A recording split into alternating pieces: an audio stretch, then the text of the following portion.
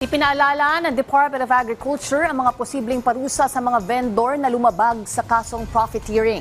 Ayon sa DA, bukod sa multa, makukulong ang mga vendor na sobra kung magtaas ng presyo ng mga paninda. Si Harley Valbuena sa detalye. Tuwing sumasapit ang Kapaskuhan, normal na ang pagtaas ng presyo ng ilang bilihin dahil sa paglobo ng demand. Pero ayon sa Department of Agriculture, questionable at pwedeng maituring na profiteering o pananamantala kapag ang pagtaas ng presyo ay aabot na sa 10% o higit pa. Paliwanag ng DA, papayagan naman ang mga taas presyo basta't ito ay justifiable o may katanggap-tanggap na rason.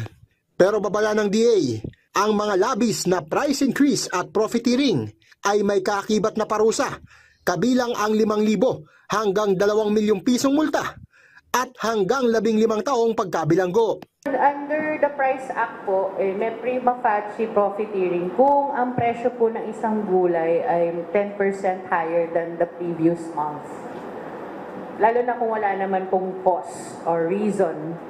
Kasi kailangan pa naman nating malay mo may justification nga. But yun po yung prima facie, ibig sabihin, still can be disputed.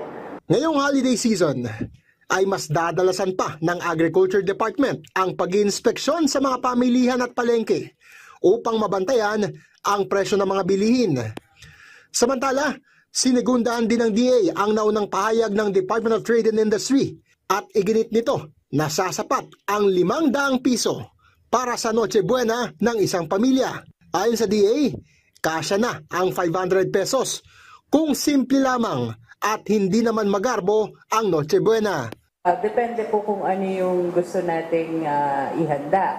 Like for example, ngayon, ang 1 kilo po ng manok ay nasa 180 to 200 pesos. So at least pasok pa siya. Ang pork naman natin, 330 ang MSRP natin sa liempo. Pigi kasi ang liempo ay nasa 370, pasok pa rin naman.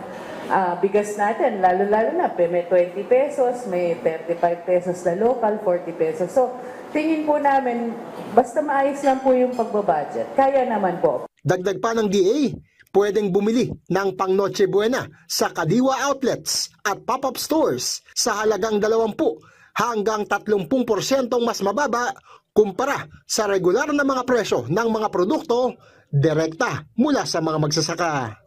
Yung ating mga gulay, like yung repolyo, mura po ngayon ng repolyo. Kung tutusin, nasa 50 pesos per kilo lang kung gusto niyo magpansit. Carrot din natin, medyo mura po yung local ngayon.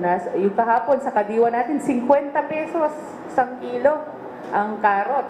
Yung sayote din, nasa 50. Patatas, 60. So definitely po, nakatulong ka na sa farmer, mura pa yung mabibili mo. Harley Valbuena para sa Pambansang TV sa Bagong Pilipinas.